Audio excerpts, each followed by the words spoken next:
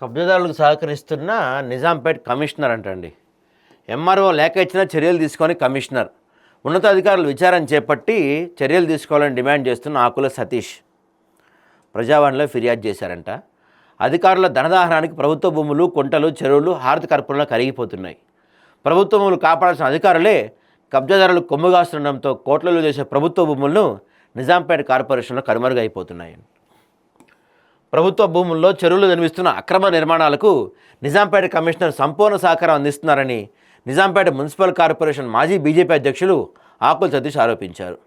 ప్రభుత్వ ఆస్తులను కాపాడాల్సిన అధికారే కబ్జాదారులకు పరోక్షంగా సహకారం అందిస్తున్నారని ఉన్నతాధికారులు విచారణ చేపట్టి చర్యలు తీసుకోవాలని ఆకుల సతీష్ టీం సోమవారం జిల్లా అడిషనల్ కలెక్టర్కు ప్రజావాణిలో ఫిర్యాదు చేశారు. ఈ సందర్భంగా ఆయన మాట్లాడుతూ నిజాంపేట కార్పొరేషన్ సర్వే నెంబర్ 274 చూపిస్తూ సర్వే నెంబర్ 233/15లో ప్రభుత్వ భూమిని ఆక్రమించుకొని విల్లాలకు అనుమతులు పొందారని, వాటిపై తక్షణమే చర్యలు తీసుకోవాలని బాచుపల్లి ఎంఆర్ఓ కమిషనర్కు లెటర్ రాసి 3 నెలలు గడుస్తున్నా ఇప్పటికీ కమిషనర్ ఎలాంటి చర్య తీసుకోలేదన్నారు. బాచుపల్లి సర్వే నెంబర్ 141 అనుమతి తీసుకొని 142 యుఎల్సి ప్రభుత్వ భూమిని చేపట్టిన కాన్ఫరెన్స్ డెవలపర్స్ ఎందుకు చర్యలు తీసుకోవట్లేదని ప్రశ్నించారు.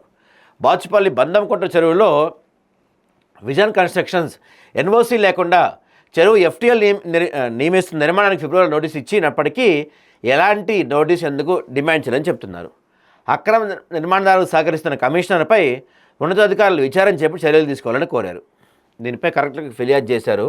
ప్రభుత్వ భూమిని నాలా కన్వర్షన్ చేసి కుత్బుల్లాపూర్ రెవెన్యూ అధికారులపై విచారణ చేపట్టి చర్యలు తీసుకోవాలని బీజేపీ నాయకులు ఆకుల సతీష్ ప్రజావాణిలో అడిషనల్ కలెక్టర్కి ఫిర్యాదు చేశారు.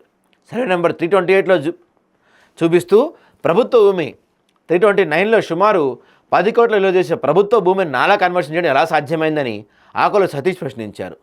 వీనస్ రాక్ హైట్స్ వెంచర్కి ఉన్న 10.39 ఎకరాలు ఉండగా 7,545 గజాల ప్రభుత్వ భూమిని ఆక్రమించి ప్లాట్లు చేసి అమ్ముకున్నారని చెప్పారు.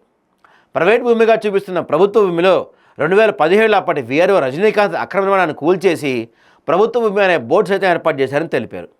ప్రభుత్వ భూమిని ప్రైవేట్ భూమిగా చూపిస్తూ అమ్ముకున్న జానకి రామయ్యపై, అదేవిధంగా ఆయన సేకరించిన రెవెన్యూ అధికారులపై విచారణ చేపట్టి నాలా కన్వర్షన్ చేయించుకున్న శ్రీనివాస్పై క్రిమినల్ కేసు నమోదు చేయాలని డిమాండ్ చేస్తున్నారు.